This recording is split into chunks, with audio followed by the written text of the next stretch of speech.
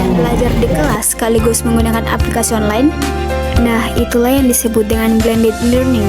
Blended learning adalah metode pembelajaran yang menggabungkan belajar tatap muka dengan pembelajaran online yang menggunakan teknologi. Tujuan blended learning adalah agar proses belajar menjadi lebih fleksibel, menarik, dan mudah diakses kapan saja. Dalam blended learning, siswa tetap belajar di kelas tetapi juga menggunakan teknologi seperti Zoom, Google Classroom, dan video pembelajaran. Blended learning membuat belajar menjadi lebih menarik karena siswa dapat belajar kapan saja dan di mana saja loh. Walaupun memiliki banyak manfaat, blended learning juga membutuhkan koneksi internet dan perangkat teknologi yang memadainya. Contoh penerapan blended learning dapat dilihat saat guru mengajar di kelas dan siswa melanjutkan belajar melalui aplikasi online. Dengan blended learning, proses belajar menjadi lebih mudah, fleksibel, dan mengikuti perkembangan.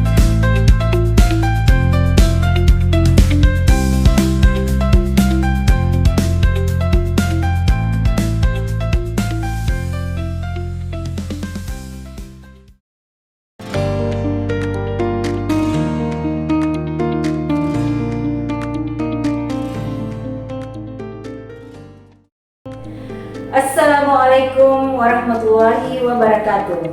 Hai anak-anakku, mahasiswa Prodi PAI semester 6 PP2 STAI Majene. Apa kabar kalian hari ini? Semoga kalian sehat-sehat selalu. Amin ya rabbal alamin. Masih bersama saya Nur Aini dalam pendidikan humanistik. Hari ini kita akan membahas tentang topik yang relevan dengan dunia pendidikan saat ini, yaitu pembelajaran humanistik berbasis teknologi digital melalui blended learning. Selanjutnya, kita melihat bagaimana pembelajaran humanistik berbasis teknologi digital melalui blended learning. Sekarang Ibu akan menjelaskan tentang apa dan bagaimana konsep blended learning tersebut. Blended learning dalam bahasa Indonesia disebut pembelajaran campuran, yaitu menggabungkan pembelajaran tatap muka face to face dengan pembelajaran berbasis teknologi digital secara online. Adapun pendapat para ahli yaitu Garrison and Kanuka 2004 yang menyebut sebagai blending of thoughtful integration of face-to-face and online learning experience, yaitu penggabungan yang dilakukan secara terencana dan reflektif antara pengalaman belajar tatap muka dan pengalaman belajar daring. Ada 3 komponen utama dalam blended learning. 1. Pembelajaran tatap muka, interaksi langsung antara guru dan siswa di ruang kelas. 2.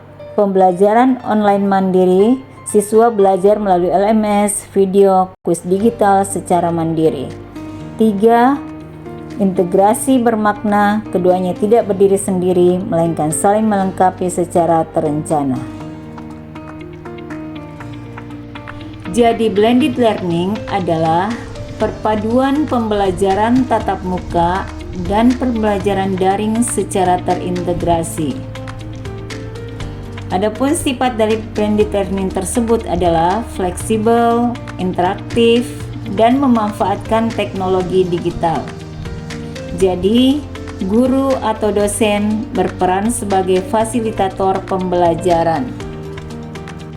Selanjutnya, kita lihat yang lebih kepada penelitian dari Jurnal Cakrawala Pendidikan 2023 yang menunjukkan bahwa mahasiswa PTKIN yang menggunakan blended learning memperoleh hasil belajar lebih tinggi 23% dibanding kelas konvensional. Adapun manfaat dari blended learning adalah 1. Peserta didik sebagai pusat pembelajaran. Yang kedua adalah mampu mengembangkan potensi diri peserta didik secara utuh. Yang ketiga adalah mendorong kemandirian, kreativitas, dan refleksi diri. 4. Belajar harus bermakna dan memanusiakan manusia. Dalam konteks moderasi beragama, memiliki 4 prinsip utama, yaitu tawasul, tawazun, i'tidal, dan tasamuh. Menariknya, keempat nilai ini secara natural hadir dalam model blended learning. Pertama adalah tasamuh atau toleransi. Blended language membuka ruang bagi keberagaman gaya belajar, seperti visual, auditory, dan kinestetik. Dalam blended learning, tidak ada satu cara belajar yang dianggap lebih benar. Semua diakomodasi. Ini adalah toleransi dalam praksis pendidikan. Kedua, tawasun atau keseimbangan. Blended language menyeimbangkan antara penggunaan teknologi dengan interaksi manusia. Tidak berlebihan dalam satu arah. Ini adalah prinsip wasatiyah yang kita kenal dalam Islam. Ketiga, i'tidal atau keadilan. Blended language dapat menjembatani kesenjangan akses pendidikan. Jadi mahasiswa yang di daerah terpencil tetap bisa mengakses materi berkualitas yang sama dengan yang ada di kota. Ini adalah keadilan. Keempat, musawa atau kesetaraan. Jadi blended learning memberi kesempatan yang setara, tidak peduli latar belakang ekonomi, semua bisa belajar secara mandiri. Dalam konteks integrasi keilmuan dalam Islam, sains dan Islam saling melengkapi. Teknologi digunakan untuk kemaslahatan manusia, di mana etika digital berdasarkan nilai-nilai Islam. Dalam Al-Quran Surah Al-Baqarah ayat 31, Allah Subhanahu wa Ta'ala mengajarkan kepada Nabi Adam alaihissalam ilmu pengetahuan berupa nama-nama benda. Ini menunjukkan pentingnya pengembangan ilmu pengetahuan.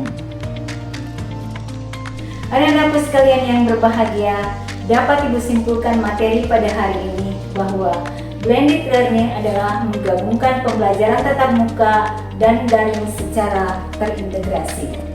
Pendekatan humanistik adalah memanusiakan peserta didik dan mengembangkan potensi dirinya.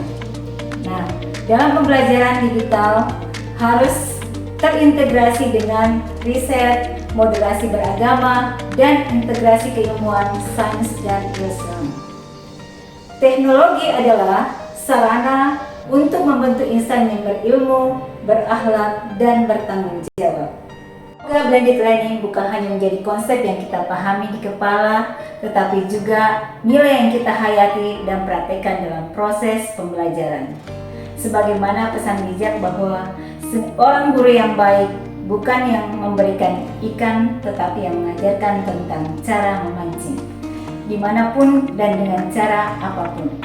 Demikian yang bisa Ibu sampaikan, dan terima kasih atas perhatian kalian semua. Ibu akan membuka sesi tanya jawab untuk diskusi lebih lanjut.